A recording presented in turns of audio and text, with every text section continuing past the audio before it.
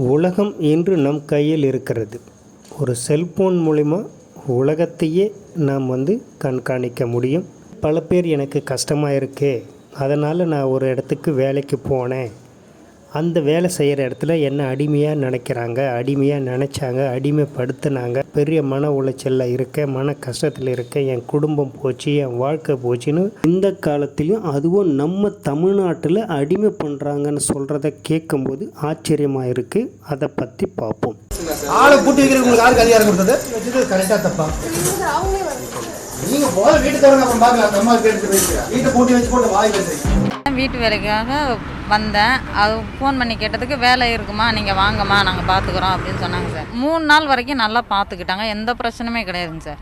3ஆவது நாள் விட்டு 4ஆவது நாள் கொஞ்சம் கொஞ்சமாக கோபங்களை காட்ட ஆரம்பித்தாங்க சார். ஃபஸ்ட்டு ஆஃபீஸில் சொன்னது சமையல் பண்ணணும், வீடு வாசலுக்கு கூட்டணும், துணிமணி துவைக்கணும், இந்த வேலைக்கு மட்டும்தான் சார் சொன்னாங்க.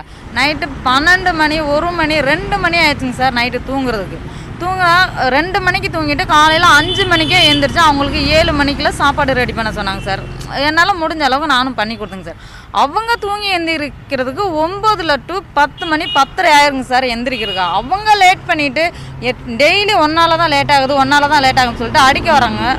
அடித்தாங்க, 2-3 டைம் அடிச்சிட்டாங்க சார். தலையிலலாம் அடிச்சிருக்காங்க சார். இப்போ லாஸ்ட்டாக நேற்று கூட water bottle full water can தண்ணியோட தூக்கி நெஞ்சில் இருந்துட்டாங்க சார்.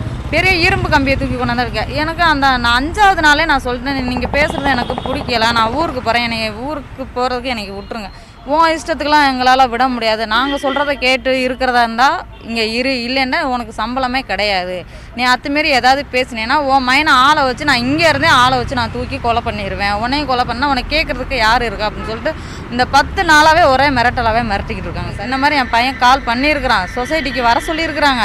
நான் கொண்டு போய் ஆதார் கார்டுக்கு எல்லாத்தையும் நான் டீட்டெயில்ஸ்லாம் நான் கொடுத்துட்டு நான் திரும்பி வந்துடுறேன், என்னை விடுங்கன்னு சொன்னதுக்கு உன்னையெல்லாம் நீ கேட்குற டயத்துக்கெல்லாம் எங்களால் விட முடியாது, எங்கள் இஷ்டத்துக்கு தான் வச்சுருக்கணுமே ஒழிய வேலைக்காகத்தானே வந்தேன், எதுக்கு நீ ஊருக்கு போகிறேன்னு சொல்லியிருக்க, ஊருக்கு போகிறதா இருந்தால் உன்னை அடித்து சித்திரவதை பண்ணுவான், கட்சிக்காரங்களை கூப்பிட்டு வச்சு தனியாக ரூமை எடுத்து உன்னை அடித்து சித்திரவதை பண்ணி கால் கையை உடச்சி விட்ருவான், உன்னை ரொம்ப அசிங்கப்படுத்தி அனுப்பி விட்ருவேன், நீ எங்கேயுமே வேலைக்கு போக முடியாது, நீ அவமானப்பட்டு தற்கொலை பண்ணிட்டு தான் சாகணும், அந்த நிலைமைக்கு கொண்டாந்து விட்டுருவேன் அப்படின்னு சொன்னாங்க சார். திரும்பி நீ ஏதாவது பேசினேன்னா நீ என்னைய கொலை பண்ண வந்த, என் வீட்டில் பணத்தை திருடிட்டேன், நகையை திருடிட்டேன்னு நான் போலீஸில் உன் மேலே பொய் புகாராக கொடுப்பேன். இதே மாதிரி ஏற்கனவே என் வீட்டில் வேலை பார்த்த பொண்ணை இந்த மாதிரி நகையை திருடிட்டு பணத்தை திருடிட்டான்னு சொல்லிட்டு நான் ஆளை வச்சு அடித்து மண்டையை உடைச்சி மூஞ்சி மரெல்லாம் உடச்சி பல்லையெல்லாம் கழட்டி அனுப்பி விட்ருக்கேன். இப்போ அந்த பொண்ணு உயிரோடு இருக்கா இல்லையானே தெரியலேன்னு சொல்கிறாங்க சார். அப்படியே போனாலுமே திருட்டு பட்டம் கட்டுவாங்கள்ல சார், அது எங்கே போனாலும் அது நம்மளுக்கு அசிங்கம், நம்ம பிள்ளைங்களுக்கு அசிங்கம் தானே சார்.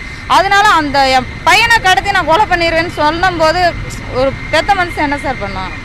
அதோட சரின்னு சொல்லிட்டு நானும் அமைதியாகவே இருந்தேன் சார். லாஸ்ட்டில் அந்த 5 நாளாக ரொம்ப கொடுமைப்படுத்துகிறா. ஒரு ரவுடி எப்படி பிஹேவ் பண்ணுவாங்க அந்த மாதிரி ஒரு கொடூரமான தாக்குதல் சார்.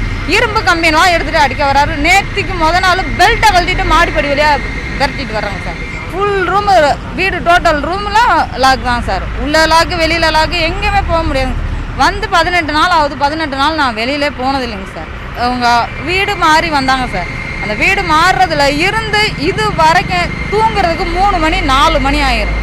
நைட்டு சாப்பாடே 4 மணிக்கு தான் சார் கொடுக்குறாங்க. அவங்க சொல்கிறாங்க நான் வீடு காலி பண்ணிவிட்டு இப்போ புது வீட்டுக்கு வந்திருக்கோம்ல, எல்லாத்தையும் நீ செட் பண்ணி வச்சுட்டு நீ போகிறதுனா போய்க்க, அப்படியே நீ போனாலும் உனக்கு சம்பளம் கொடுக்க மாட்டேன், நான் சென்னை போயிட்டு வர்ற வரைக்கும் நீ இங்கே தான் இருக்கிறேன், நான் சென்னை போயிட்டு வந்து உன்னைய பேசிக்கிறேன் அப்படின்னு ஜாதியை பற்றி பேசிட்டு உனக்கு இவ்வளோ திமிரு தெனாவட்டி இருக்கக்கூடாது, நான் வந்து உன்னை கொலை பண்ணிடுவேன், உன்னை கொலை பண்ணால் உனக்கு கேட்குறதுக்கு யார் இருக்கா, யார் வருவா, இங்கே என்ன நடந்தாலும் யாருக்கும் எதுவுமே தெரியாதுல்ல, எப்படி நீ தெரியப்படுத்த அப்படின்னு கேட்டு மிரட்டிட்டு போனாங்க சார். போகும்போது லாஸ்ட்டில் அந்த வார்த்தை சொன்னாங்க, உன்னையும் பையனையும் நான் இனிமேல் உயிரோட விட மாட்டேன்னு சொன்னாங்க சார். அந்த ஒரு காரணத்தினால தான் சார் நானும் அவங்க 10:30 மணிக்கு வீட்டை விட்டு வெளியில் போனாங்க. நான் 10:30 மணிலேருந்து சாப்பிடாம அவங்க அடித்தது இன்னும் எனக்கு வலி இருக்குதுங்க சார்.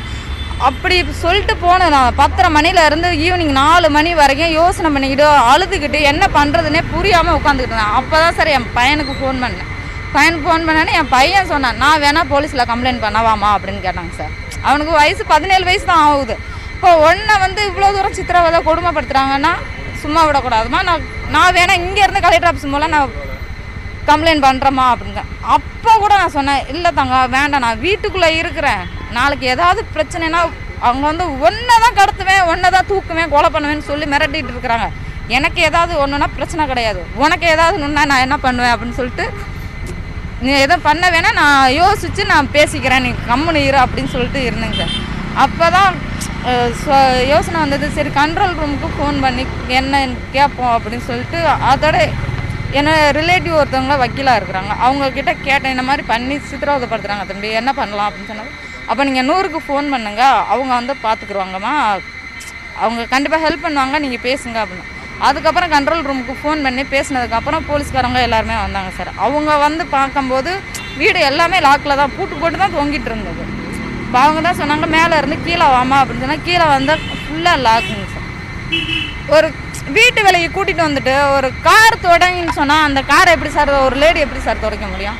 இப்போ சின்ன கார்னா துடைச்சிடலாம் சார், அது இருக்குது சார் உயரமா, அந்த பாதி அளவுக்கு துடைச்சிட்டு மீதியாவது துடைக்கணும், நீ என்ன கார் அது இது வரைக்கும் அந்த மாதிரி வார்த்தைகள் நான் யாரும் பேச பார்த்ததும் இல்லை, கேட்டதும் இல்லைங்க சார். அது ரொம்ப கேவலம், ஒரு காது கூசுகிற அளவுக்கு ஒரு காட்டு மிராண்டித்தனம் எப்படி இருக்கான் அந்த லெவலுக்கு இறங்கி பேசிட்டார். இதுக்கு முன்னாடி அந்த லேடிக்கு நடந்த மாதிரி எனக்கு நடக்கக்கூடாது, இனிமேல் வர எந்த ஒரு பொண்ணுங்களுக்கு நடக்கக்கூடாது சார். இது வந்து அரபு நாட்டுகளில் தான் இந்த மாதிரி நான் கேள்விப்பட்டிருக்கேன், வீடியோவில் பார்த்துருக்கேன் சார். ஆனால் இப்போ எனக்கே நேரடியாக நடந்திருக்குன்னு சொல்லும்போது இனிமேல் இந்த தமிழ்நாட்டில் இது மாதிரி நடக்கக்கூடாது. அதுக்காக தான் இந்த முடிவுக்கு நான் வந்திருக்கிறேன் சரிங்களா. அவரை ரொம்ப கொடுமைப்படுத்திட்டாரு. அவர் படத்தில் ஒரு வில்லன் கேரக்டர் எப்படி இருக்கும் அந்த மாதிரி அவரை பார்த்தாலே ஒரு கொடூரமான ஆள் மாதிரி அந்த கேரக்டரில் அவர் இருக்கார். ஆனால் இந்த அளவுக்கு இருப்பாருன்னு நான் எதிர்பார்க்கவே இல்லைங்க சார். ஆனால் கூட்டிகிட்டு வரும்போது நல்லா அன்பாக நல்லா பேசி தான் கூட்டிகிட்டு வந்தாங்க. நானும் மதுரைக்காரங்க மாமா ஒன்றும் பயம் இல்லை, நீ பிரச்சனை இல்லை, நீ தைரியமாக வரலான்னு சொல்லிட்டு கூட்டிகிட்டு வந்தேன். அந்த 3 நாள் வரைக்கும் எந்த ஒரு பிரச்சனையுமே இல்லைங்க சார். அதுக்கப்புறம் அவருடைய சுயரூபத்தை பார்த்தோன்னே எனக்கு பயம் வந்துருச்சுங்க சார். 2 பேருமே சேர்ந்து பேசி வச்சு தான் சார் பண்ணுறாங்க. அவங்க ஒய்ஃபையும் அடிக்க சொல்கிறாங்க, அவங்க ஒய்ஃபும் வந்து அடிக்கிறாங்க. நான் அடித்தா தப்பாக போயிடும் சொல்லிட்டு நீ அடி அப்படின்னு அவங்கள அடிக்க சொல்லிவிட்டு திரும்பி அவங்க இல்லாத நேரம் வெளியில் வேலை பார்க்க சொல்கிறாங்க. ஒரு ஒன்றும் இல்லைங்க சார், ரோட்டில் கிடக்கிற மேட்டை விரித்து விட்றதுக்கு மடங்கிருச்சு சார். அதை எடுத்து விரிக்க என்ன மேட்டை விரிக்கிறேன்னு சொல்லிட்டு ரோட்டில் வச்சு தலையில் கொட்டிட்டாங்க சார். இந்த பாருங்கள், இந்த தடை இன்னும் வீக்கமாக இருக்குது. நேற்று வாட்டர் பாட்டில் வச்சு அன்றைக்கி பெரிய இரும்பு கம்பி பெல்ட் எல்லாத்தையும் வச்சு அடிக்க வர்றாங்க சார். ஒரு லேடியை இந்த மாதிரி வீட்டு வேலைக்கு தானே கூட்டிகிட்டு போனாங்க, அதை விட்டுட்டு ஒரு அடிமைத்தனமாக இருப்பாங்க நடத்துவாங்களா?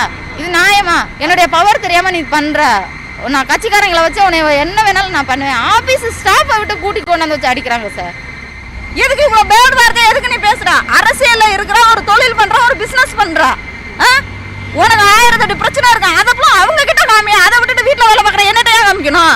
என் பேர் கவிதா, நான் ராமேஸ்வரம். இது போன்று பல பெண்கள் பல வீட்டுங்களில் அடிமையாக வாழ்ந்துக்கிட்டு இருக்கிறீங்க. இந்த காலத்துலேயும் இப்படி ஒரு அடிமைத்தனமான வாழ்க்கை உங்களுக்கு தேவையா? சொந்த தொழில் ஏதாவது ஒன்று பண்ணுங்கள். எத்தனையோ பேர் ரோட்டில் வச்சு கீரை விற்கிறாங்க, ஒரு காய்கறி விற்கிறாங்க, சொந்த ஒரு டிஃபன் கடை போட்டு விற்கிறாங்க. இந்த மாதிரி உங்களால் முடிஞ்சது ஏதோ ஒரு தொழிலை பண்ணுங்கள். அது உங்களுக்கு பெரிய ஒரு நன்மையை கொடுக்க, சுதந்திரமாக இருப்பீங்க.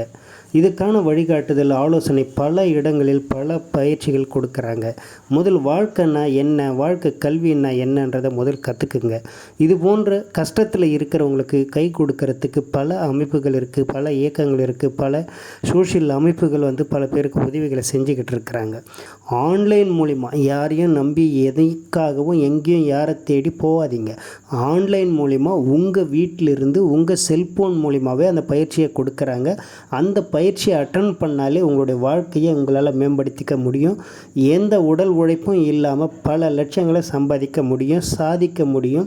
பெண்கள் இன்றைக்கி பல வகையில் முன்னேற்ற பாதைக்கு இந்த மாதிரியான பயிற்சிகளை எடுத்த பிள்ளைங்க படிச்சுக்கணும் படிக்கலைனாலும் பெரிய லெவலில் சம்பாதிச்சிக்கிட்டு இருக்காங்க. தைரியமும் தன்னம்பிக்கை இருந்தால் யாரும் எங்கே இருந்தாலும் சம்பாதிக்க முடியும். இன்றைக்கு உலகம் நம்ம கையில் இருக்குது. ஒரு செல்ஃபோன் மூலிமா உலகத்தில் நடக்கிற அத்தனை விஷயங்களும் நம்ம பார்க்கலாம். இது போன்ற தைரியமான பெண்கள் வெளியில் வாங்க. இந்த மாதிரி பிரச்சனைகள் இருக்கிறவங்க உதவிகளை கேளுங்க, பல பேர் உங்களுக்கு உதவி செய்வாங்க. யாரை நம்பியும் எங்கேயும் போகாதீங்க, வீட்டை விட்டு போகாதீங்க. வீட்டில் இருந்தபடி செல்ஃபோன்லேயே உங்களுக்கு ஆலோசனை சொல்கிறாங்களா, வழிகாட்டுதல் சொல்கிறாங்க, அது நல்லதா கெட்டதான்றது உங்களுக்கு தெரியும். அங்கேயே நீங்கள் ஃபாலோ பண்ணால் போதும். இது போன்றவர்களை நாங்கள் வரவேற்கிறோம். உங்களுக்கான உதவிகளை நாங்கள் செய்கிறோம். நீங்கள் நேரில் வர வேண்டிய அவசியம் இல்லை. ஆன்லைன் மூலிமாவே செல்ஃபோன்லேயே எங்களை தொடர்பு கொண்டு உங்களுக்கான உதவிகளை கேளுங்க. அதற்கான உதவிகளை நாங்கள் செய்கிறோம், அதற்கான பயிற்சியை செய்கிறோம். உங்களுக்கான வருமான வாய்ப்பை ஒரு சிறு தொழில் மூலிமா ஏற்படுத்தி கொடுக்குறோம். பயன்படுத்திக்குங்க. வீட்டு வேலை செய்கிறேன் அப்படின்னு யாரையும் நம்பி எங்கேயும் போகாதீங்க. பெண்கள் ஜாக்கிரதையாக இருங்க. வீட்டில் இருந்தபடி உங்கள் வீட்டில் பாதுகாப்பாக உங்கள் சொந்தக்காரோடு நீங்கள் இருந்து உங்களுக்கு ஒரு தொழில் செய்யக்கூடிய பயிற்சி யார் கொடுக்குறாங்களோ அவங்கள பின்பற்றுங்க. அந்த பயிற்சியை நாங்கள் கொடுக்குறோம். எங்களை பின்பற்றுங்க. உங்களுடைய வாழ்க்கையை முன்னேற்ற பாதைக்கு நாங்கள் எடுத்துகிட்டு போகிறோம். உதவி செய்ய தயாராக இருக்கிறோம். பயன்படுத்திக்கங்க. நன்றி.